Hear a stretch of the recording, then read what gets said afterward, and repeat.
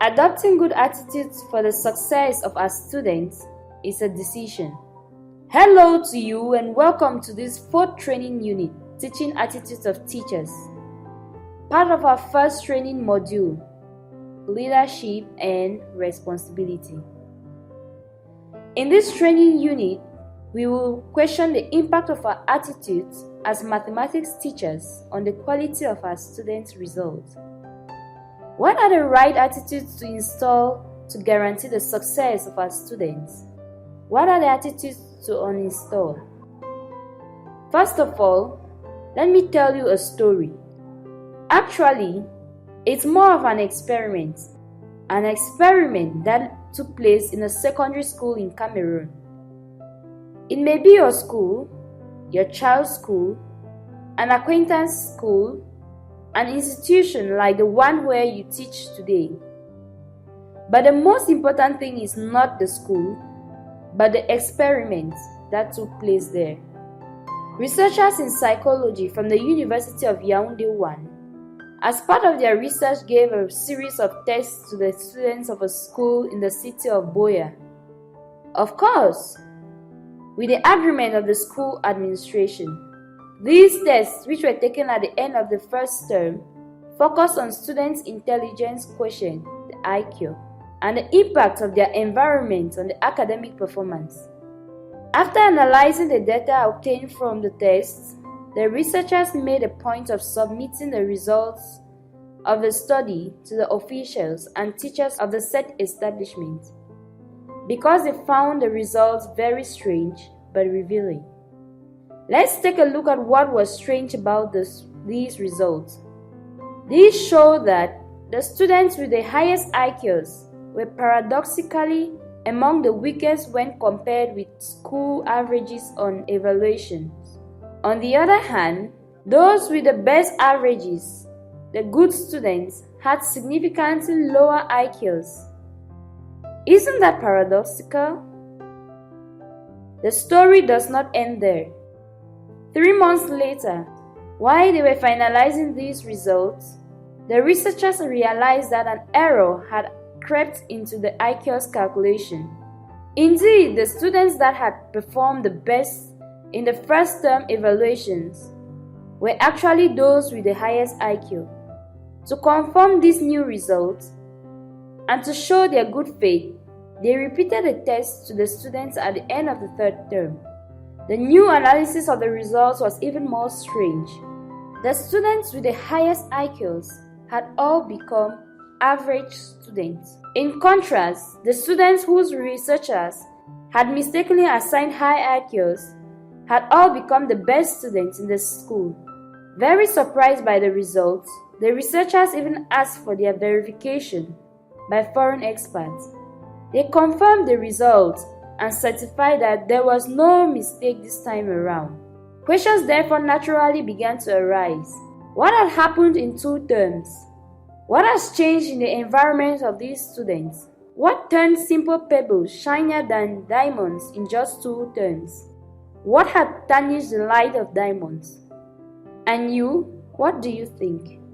Cameroonian researchers and their foreign counterparts therefore naturally began to analyze these new good students, and they made the following observations. Their IQs hadn't changed. Their parents were the same. They hadn't taken tutors. The majority didn't even have books. Their math teachers hadn't changed, and etc. The more the researchers dug, the more they realized that little or nothing had changed. Indeed, the only thing that had actually changed was the attitude of their teachers towards these students. But how? The teachers realized that the first erroneous result had changed the teachers' belief of their students. Indeed, they now believed that the students were smart, and thus, of course, they would be able to understand if the teacher helped them. And this motivated the teachers to do whatever it took to help the students to learn. Thus, teachers listened and treated the students differently, with respect, enthusiasm, kindness, due to the fact that they believed that this attention wouldn't be a waste of time. This belief has totally changed their attitude towards students to the point of making mediocre students geniuses and geniuses mediocre people. The experiment allowed the researchers to detect by a happy error that the attitude of the teachers towards their students constitutes with the values, the ethics, and the leadership one of the most important factors in the success of the students in mathematics. So, in your opinion, what are attitudes that can turn off or decrease the intensity of the light of geniuses in your math students? Which ones can bring out these geniuses in mathematics? What can be the cause of the start or the appearance of these attitudes to be modified? What strategies should be used to adopt and maintain the right attitude?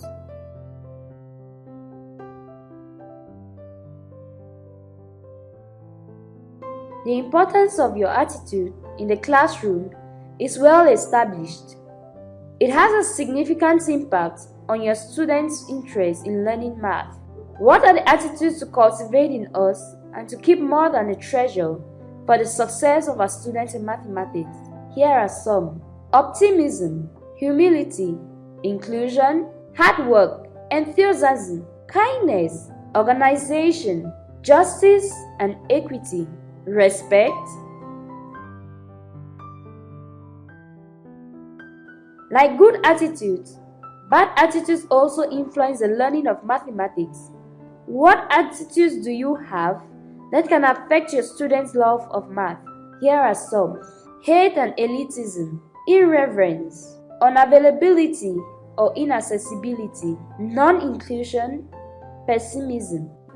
These attitudes will have the following impact on your teaching, learning activity: lack of respect and motivation for learners, a bad relationship with colleagues, discouragement of learners with difficulties, poor preparation and planning of lessons, absence from administrative meetings and educational workshops. All of these affect your students' math results directly or indirectly.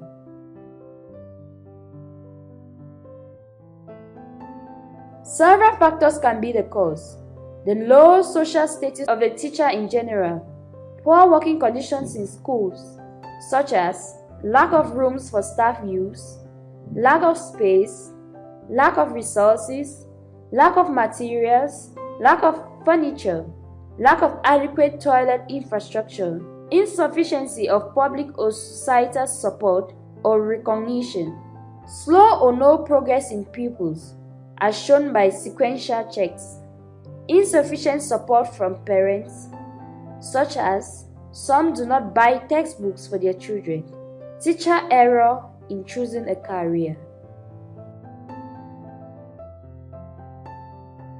Like everything, adopting the right attitude can be learned. Here are some strategies you need to apply to become the best version of yourself as a teacher. Discuss attitudes with other teachers to awaken everyone's conscience about it.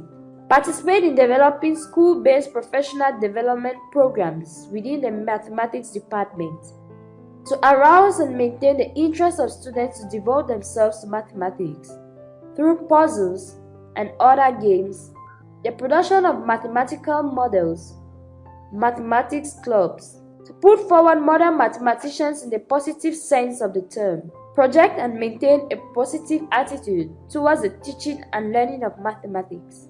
Become aware of research results in the teaching and learning of mathematics. Offer friends support to the students and not act as a judge of their learning. Encourage students to discuss their problems and suggest useful solutions. Conclusion: your attitude is the basis of your students' altitude. Therefore, taking responsibility for improving your attitude is the first step in acquiring or strengthening your students' interest in math activities. Do you want your students to change the way they think about mathematics? So make sure that you have positive attitude. Adopt or strengthen good attitudes for the success of your students. It is a decision. What have you decided? As you know, coming together is a beginning, staying together is progress. Working together is success. Don't forget to share your ideas and questions in the forum. You can also go to the TCP Community of Practice platform via the following link in order to discuss with the members of your cluster. Alone, we go faster, and together, we always go further. See you soon in the next training unit.